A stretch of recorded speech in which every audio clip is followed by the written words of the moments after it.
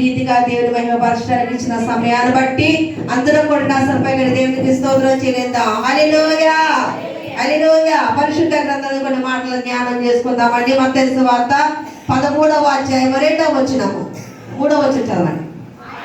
ఆయన వారిని చూచి చాలా సంగతులను ఉపమాన రీతిగా చెప్పెను. ఎట్లనగా, ఇదిగో విత్తువాడు విత్తుటకు బయలు వెళ్ళెను. దేవుడికి స్తోత్రం. హల్లెలూయా.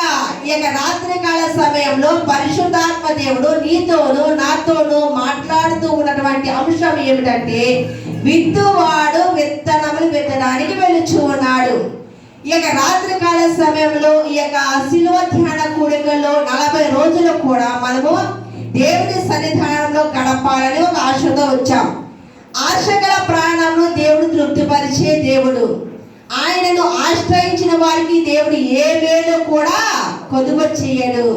మనము ఆయనను ఆశ్రయించలేకపోవడం వల్ల, లేకపోతే ఆయనకు మనము సమీపంగా లేకపోవడం వల్ల అనేకమైనటువంటి కొన్ని క్లిష్టమైన పరిస్థితులను మనము ఎన్నుకుంటున్నాం. దేవుడికి స్తోత్రం.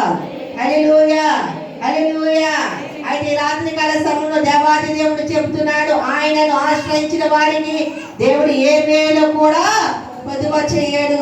పరిశుద్ధాత్మ దేవుడు చెప్తూ ఉన్నాడు, మనుషులను నమ్ముకున్నట కంటే యెహోవాను ఆశ్రయించిన మేలు.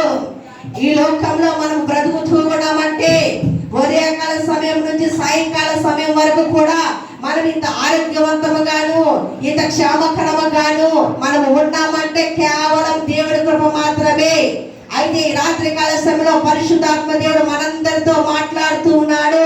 విత్తనములు విత్తడానికి వర్తకుడు బయలుదేరాడు. చూడండి, మనకి ఇప్పుడు మొక్కజొన్న నాటారు. మొక్కజొన్న అయిపోయిన తర్వాత మరలా పెసలు చల్లడానికి వెళ్తాము.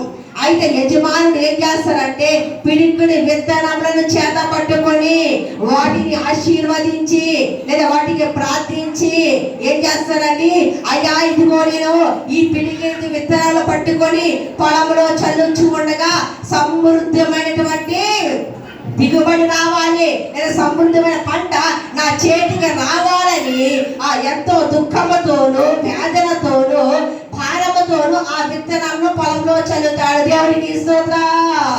ఈ రాత్రికాల సమయంలో పరిశుద్ధాత్మ దేవుడు కూడా నీ గురించి నా గురించి ఆయన కొన్ని ఉపమానాలు విత్తుచూ ఉన్నాడు. ఆ ఉపమానాలు ఏమిటనగా, విత్తనముతో మనల్ని పోలుస్తూ ఉన్నాడు. ఆ విత్తనము భూమిలో పడిన తర్వాత 10 రోజుల లేకపోతే 15 రోజుల లేకపోతే వారం రోజుల ఆ మట్టిలో చనిపోయిన తర్వాత మరలా ఆ యొక్క విత్తనం ఏం చేయాలని మొలకెత్తబడాలి. ఆ విత్తనం